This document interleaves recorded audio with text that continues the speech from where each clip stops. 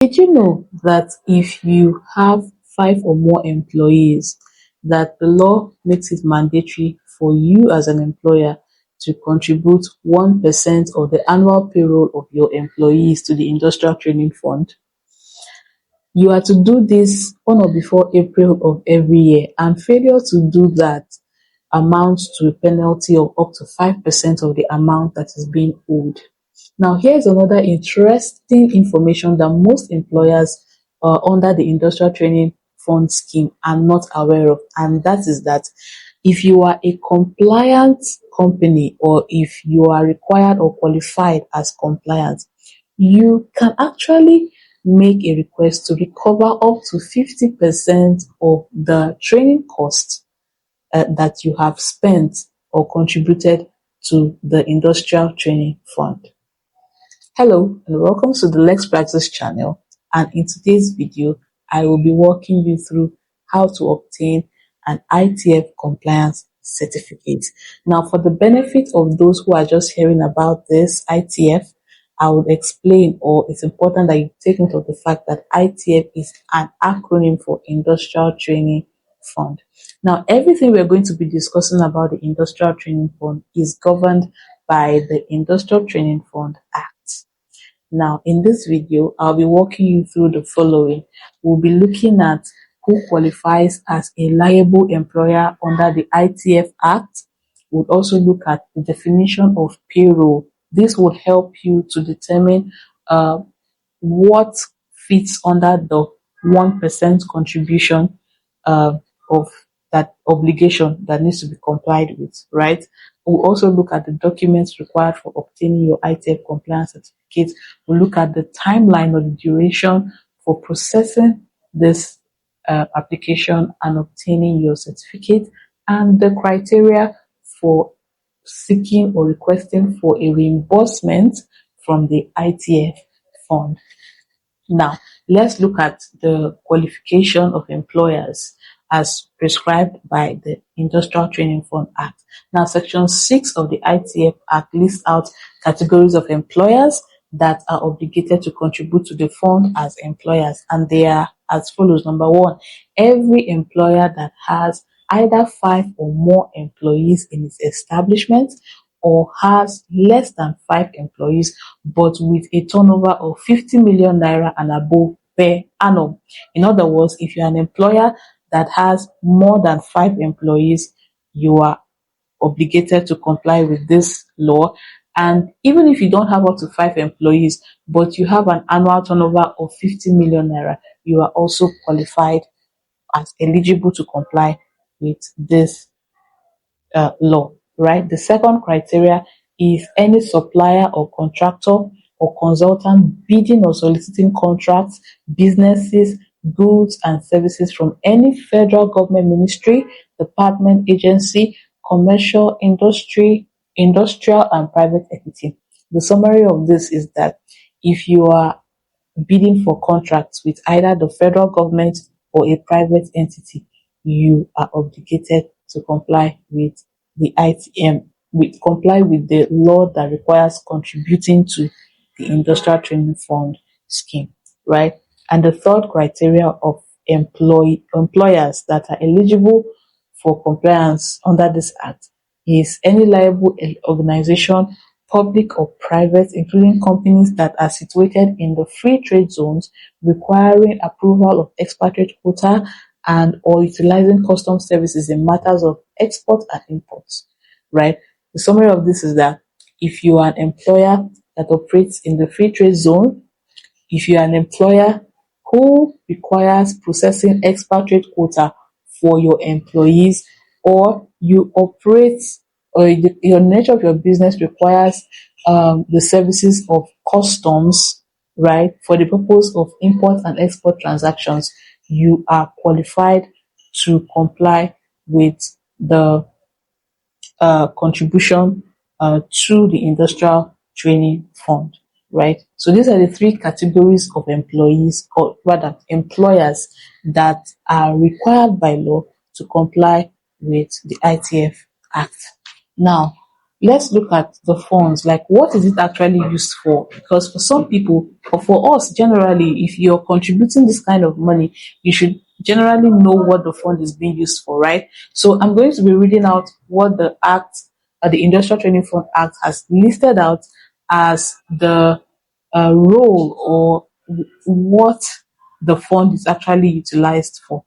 Number one is to provide, promote, and encourage the acquisition of skills in industry and commerce with a view to generating a pool of indigenous trained manpower sufficient to meet the needs of the private and public sectors of the economy.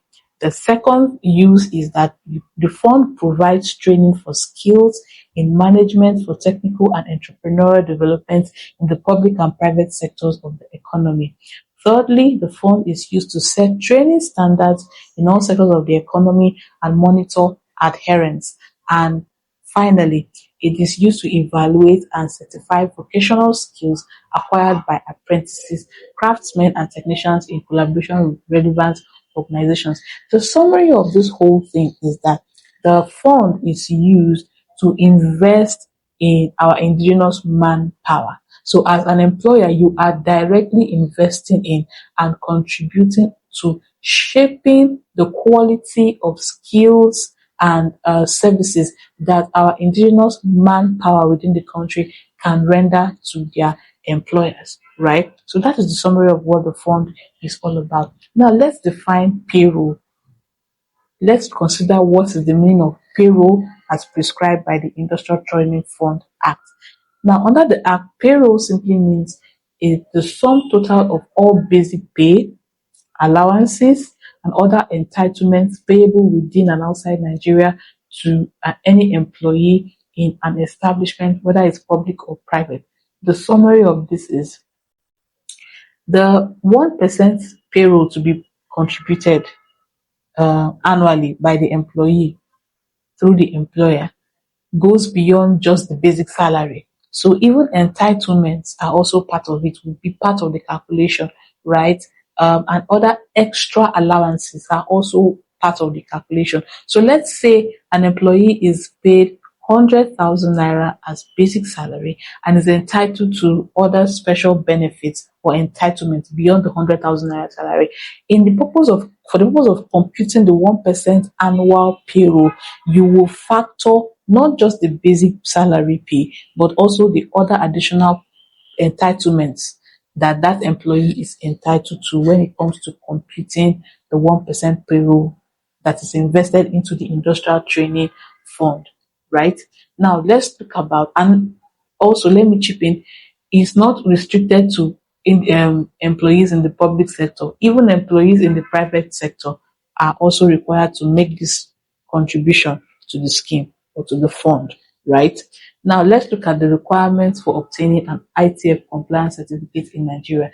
Number one, you need to provide your incorporation documents. And by incorporation documents, I mean certificate of incorporation, the memorandum and articles of association of the company, and the status report of that company.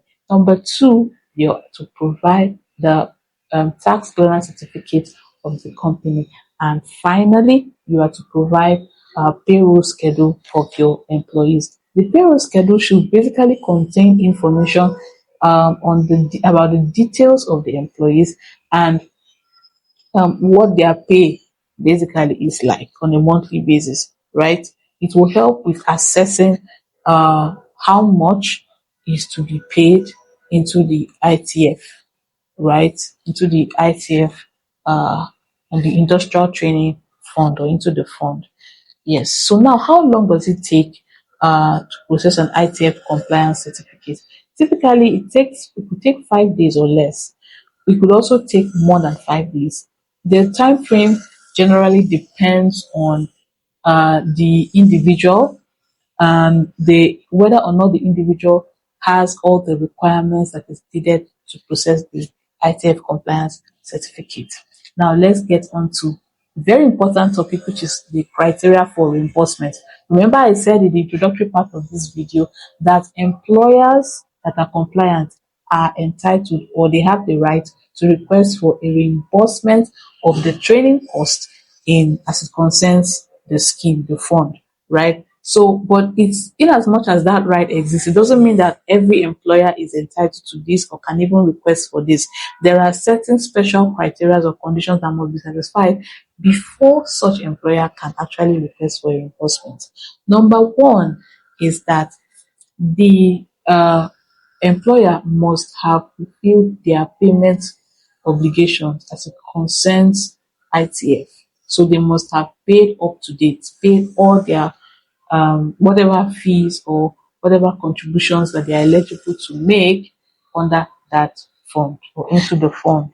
Secondly, they must obtain approval of the industrial training fund before even a training takes place. So before an employer um, embarks on a training exercise for their employees, it's important that they seek the consent or seek the approval of the Industrial Training Fund as it concerns the subject matter to be trained on right before they proceed. This will make them eligible or improve their chances of being eligible for a reimbursement by the Industrial Training Fund. And so there you have it, the procedures and the requirements for obtaining an ITF Compliance Certificate in Nigeria. I hope you found this video useful. If you did, please do well to like this video and also share it with people you believe will find this information useful. And more importantly, if you feel like you want to speak with us privately with regards this, right, you can reach out to us through the contact information displayed on the screen, and we will be delighted to attend to you. Until I come your way again, this is me saying bye for now.